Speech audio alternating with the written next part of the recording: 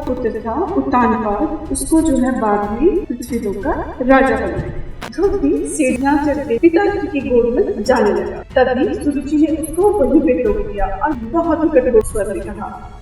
यह सुनकर ध्रुव ने दृढ़ निश्चय कर दिया कि वो भगवान विष्णु जी को प्रसन्न करेगा और उनसे आशीर्वाद देगा। सुनीति चौंक गई, वह उसको रोकने की कोशिश करी, लेकिन ध्रुव जो है वो चल पड़ा। आखिरकार जो देवता है वो भगवान विष्णु के पास गए और विष्णु बोले, ध्रुव की भक्ति सच्ची है, अब समय है उसको फल देने का। अनुजा वाणी। हेलो दोस्तों, अनुजा वाणी चैनल में आपका स्वागत है। तो आइए शुरू करते हैं हम आज की कहानी। आज की कहानी का नाम है ध्रुव तारा कैसे बना। हम आसमान में ध्रुव तारा देखते हैं, तो आज की कहानी हमारी है कि वो तारा जो है वो कैसे बना था। इसके पीछे भी एक बहुत ही सुंदर सी कहानी है। मैंने आपको स्टार्टिंग में बताया कि मनु जो है वो मनु और शत्रुपा, उन्हीं से आगे जाके जो है वो मानव सृष्टि की रचना हुई। तो मनु के एक बड़े पुत्र थे प्रियव्रत। प्रियव्रत जो है वो उनका जो ध्यान था वो भी स्टार्टिंग से राजनीति की तरफ था, इसीलिए उनका जो छोटा पुत्र था उत्तानपाद, उसको जो है बाद में पृथ्वी लोक का राजा बनाया। अब उत्तानपाद की दो रानियां थी।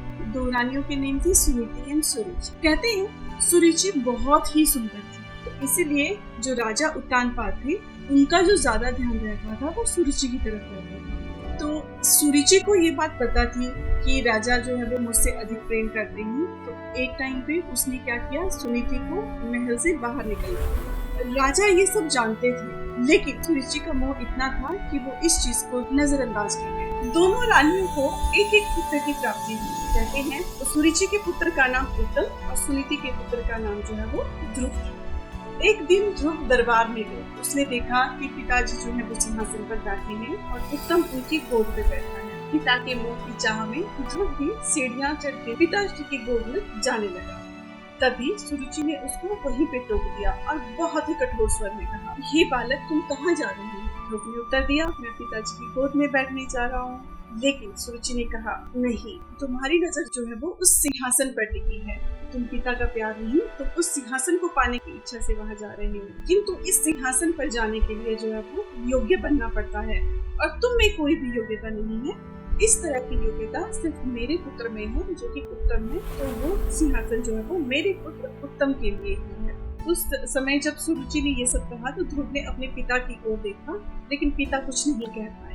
तो ध्रुव जो है वो रोता रोता अपनी माता सुनीति के पास गया और उन्हें जो भी वहाँ पे हुआ वो सब बता दिया। अब सुनीति ने अपने पुत्र को गले लगाया और कहा, पुत्र इस तरह से निराश नहीं होते। हो सकता है कि भगवान विष्णु जी उनसे ज्यादा प्रसन्न है और हमसे प्रसन्न नहीं है, और उनकी वही इच्छा है, जो उनकी इच्छा है वही इस संसार में होता है। जब सुनीति ने ये बात ध्रुव को कही तो ध्रुव ने ये कहा कि क्या हम भगवान जी को प्रसन्न करके हम भी इस तरह का आशीर्वाद प्राप्त कर सकते हैं? तो सुनीति ने कहा, बिल्कुल, अगर हम विष्णु भगवान जी की जो भक्ति है वो पूरी निष्ठा से करें तो वो हमें प्रसन्न होकर अपना आशीर्वाद देंगे। यह सुनकर ध्रुव ने दृढ़ निश्चय कर दिया कि वो भगवान विष्णु जी को प्रसन्न करेगा और उनसे आशीर्वाद देगा। सुनीति चौंक गई, वह उसको रोकने की कोशिश करी, लेकिन ध्रुव जो है वो चल पड़ा। सुनीति ने उसको खूब रोकने की कोशिश करी और जब वो जंगल में गया तो उसको वहाँ पे सप्तऋषि भी मिले। सप्तऋषि ने भी उसको समझाया कि इस तरह की जो भक्ति है उसके लिए बहुत कठोर तपस्या करनी पड़ती है, तुम अभी छोटे से बालक हो। तो वो इस चीज से नहीं पीछे नहीं हटा।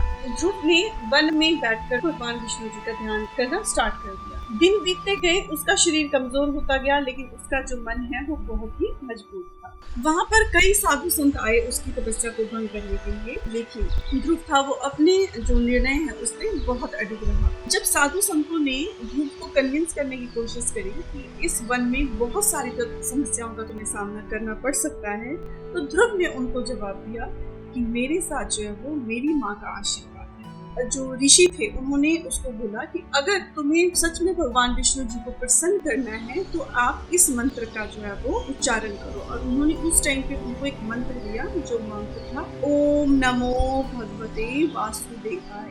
कहते कि इस मंत्र को तुम उच्चारित करते रहो तो भगवान विष्णु जी जरूर प्रसन्न होंगे। मंत्र का जाप करते हुए जो ध्रुव है वो यमुना के किनारे पहुंच गया और वो मधुवन भी पहुंच गया।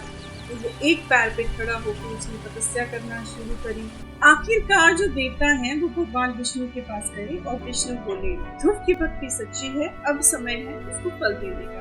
तो अचानक ध्रुव के चारों ओर शांति छा गई और एक बहुत ही दिव्य आवाज आई, ध्रुव ने आंखें खोली और देखा भगवान विष्णु उसके सामने खड़े हैं। नीली त्वचा, पीले वस्त्र, हाथों में शंख, चक्र और गदा। ध्रुव उन्हें देखकर स्तब्ध रह गया। उसके मुंह से अपने आप की स्तुति निकलने लगी, जिसे ध्रुव स्तुति कहा गया। विष्णु ने प्रेम से पूछा, हे पुत्र, तुम्हें क्या चाहिए?